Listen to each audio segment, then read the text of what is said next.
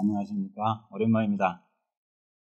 이번에는 이제 26번 자료부터 50번까지를 기준으로 삼고 설명해 드리고자 합니다. 이 자료는 횟집을 재계약해야 되는데 해야 될지 말아야 될지 하는 것에 대한 질문 사항이 되겠습니다. 남의 집 가게 빌려가지고 하는 사람들은 항상 고민이죠. 기본적으로 2년은 그냥 계약해가지고 하는데 2년이 딱 다가오면은 이게 될 건지 안 될 건지 다시 한번 고민을 해야 되는 상황에 처하게 됩니다. 다시 될 것 같으면 재계약을 해야 되고 안 될 것 같으면 그만 계약을 해야죠. 그런데 또 없는 자의 서름이라고는 할까요? 될 것 같으면 주인이 또 차고 앉죠. 내가 쓸라니 비워주시오라고. 그렇게 되면은 계약금도 못 받고 보증금인가요? 보증금도 못 받고 또 비워주고 나와야 되는 억울한 일도 흔히 있는 일입니다. 아마 이 경우는 그것까지는 아닌 것 같고 다시 해야 될지 말아야 될지를 고민하고 있는데 거기에 대해서 질문을 받고 얻은 괴가 되겠습니다. 그런데 재계약을 하는 문제는 장기적인 문제죠. 어찌 보면 물론 뭐 한 2년 정도라고 할 수 있겠으나 이런 경우에는 사주에서 또 세운과의 어떤 그런 분위기도 한 번쯤 보는 것이 중요하겠습니다. 우선 점괘부터 볼까요? 기본적으로 보니까 경금이 임신월에 또 경술이라면 토가 너무 많나요? 연월 일 대단합니다. 이 사람은 횟집을 운영하는데 필요한 기술은 충분히 있는 걸로 보겠습니다. 임수는 바로 그 기술을 의미하죠. 기술은 됐는데 연월일 과거 인연입니다. 뭐 더 이전은 볼 필요 없다 하더라도 이 정도 돈이 하나도 없네요. 재계약을 하더라도 아마 빚내서야 되지 않을까 이런 상상을 해볼 수 있겠습니다. 기술은 있으나 돈이 없구나. 자리는 잡았어요. 역량이 되죠. 당연히 너무 역량이 왕성합니다. 이런 분위기에서 재계약을 할 때는 이제 시주 분주에서 재성이 어떻게 하고 있는지를 봐야 되겠습니다. 재성, 가, 을, 인, 묘가 되겠습니다. 근데 보시다시피 어디에도 재성은 보이지 않네요. 이것은 뭘 의미하는가? 일단 재계약해가지고 별로 재미가 없겠다 하는 걸로 간단하게 답을 내릴 수 있겠고, 사실은 지금 현재 이 술토라는 것이 경금에게 술토는 굉장한 부담이죠. 속에 정화가 있어가지고 고민이 많겠습니다. 아마 상당히 좀 부담을 많이 받고 있지 않겠나 이런 생각을 해보는데, 지금 현재 재계약이라는 것을 전제로 했을 때는 이 상황을 고려하지 않을 수가 없죠. 사는 편관이 되겠습니다. 편관이라는 것은 결과적으로 나를 힘들게 하고 고통스럽게 하는 그런 존재에 불과하니 이 재계약은 일단 권할 수 없겠다 하는 걸로 잠정적인 결론을 내릴 수 있겠습니다. 물론 분주가 중요하긴 한데 분지에 있는 이 자수 하나 상관입니다. 문제는 돈이 아니라는 겁니다. 상관이. 그래서 많이 힘들고 뭔가 좀 숨통이 트이려고 그러면은 2년이 지나갈 것 같다. 이런 해석을 하는 것이 가능한 점괘입니다. 이렇게 재성이 하나도 안 보입니까? 그래. 자, 보통 오죽계는 3년은 봐주자. 기축년 힘들겠죠. 신월이니까 이제 반쯤 지났습니다만은 힘들겠고, 기축 다음에 경인, 경이 들어와서 힘들고 인이 들어오면은 이렇게 얻어맞는 것도 있군요. 그래서 생각보다 원만치 않다. 신묘도 대동소이하다. 임진년이 된다고 해도 재성이 들어오는 건 아니다. 그렇게 되면은 지금 새로운 사업을 할까 하는 점에 대해서는 연장이죠. 연장할까 하는 점에 대해서는 일단 조금 어렵다는 해석이 가능하겠습니다. 이런 점괘를 놓고 사주를 한번 살펴보도록 하죠. 김이, 임신, 신유, 경자. 신금이, 적어도 신유가 신울에 태어났으니 매우 강하네요. 그래서 쓸 것은 식신이나 상관이 되겠고, 월간의 상관 또는 시지의 식신, 이것을 가지고 살아가는 수단으로 삼을 수 있겠습니다.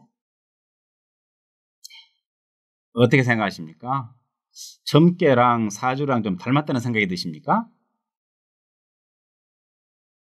흡사하죠. 묘하게도 많이 닮아 있습니다.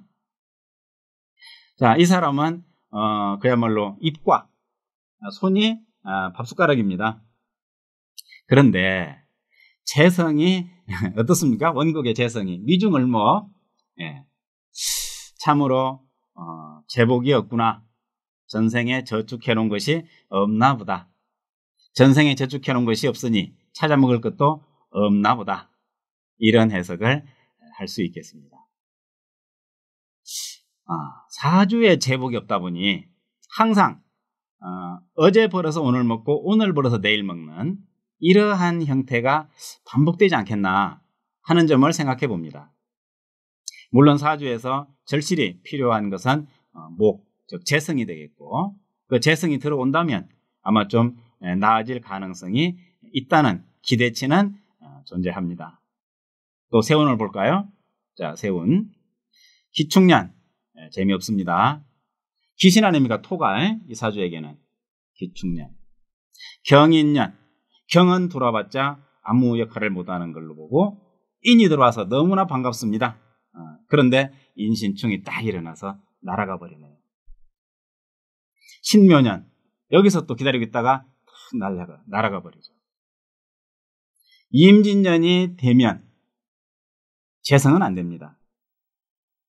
자, 이런 경우를 가끔 당하게 되는데, 이거 사주 볼 필요 있나? 과연?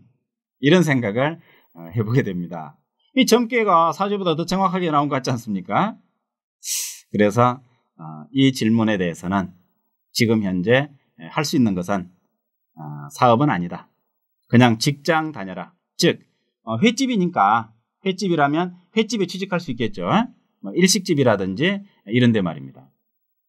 취직을 하는 것은 기술이 있으니까 재복이 없는 사람은 기술로 살아야 됩니다.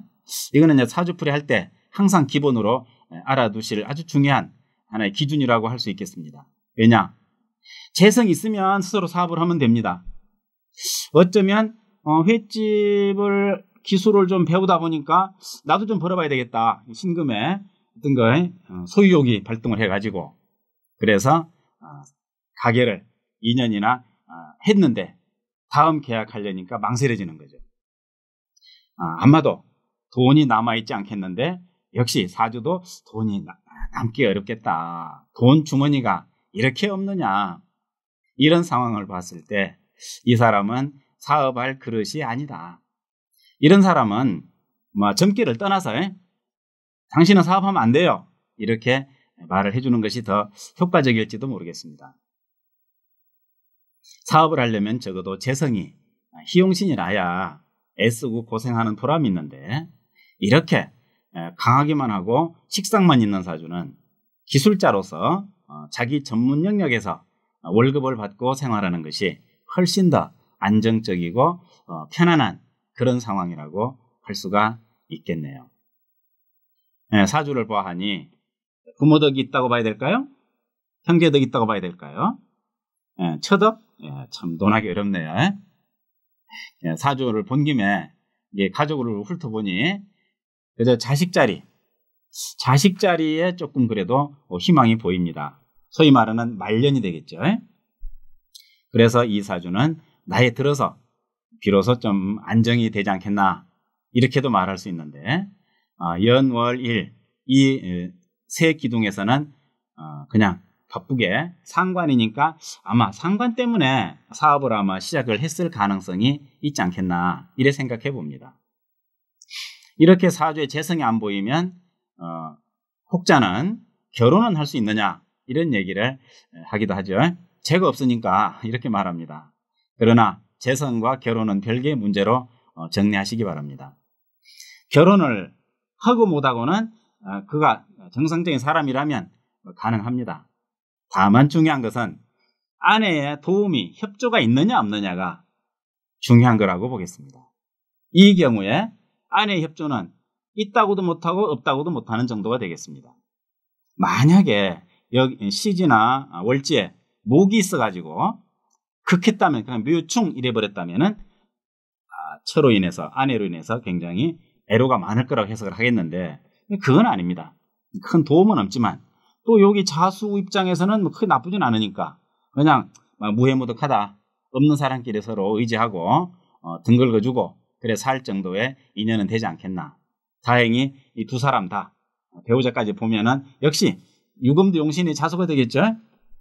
그래서 자식 바라보고 노후 바라보고 준비하면 되겠는데 지금 상황으로 봐서는 재계약은 그만두고 일자리를 찾아서 취직을 하고 미래를 다시 한 번 더 준비하는 점검하는 그런 차원에서 해결을 하면 좋지 않겠는가. 이런 정도의 조언이라면 이 사람에게는 아마 방향 제시는 충분히 가능할 거라고 봅니다. 자, 저 사주를 봐서 조언을 들을까요? 조언을 어쩌면 듣지 않을 수 있습니다. 왜? 너무 자신이 만만해요. 그래서 안 듣는 것은 할 수 없고 들으면 좋고 이렇게 우리의 역할은 여기까지라고 보면 되겠습니다.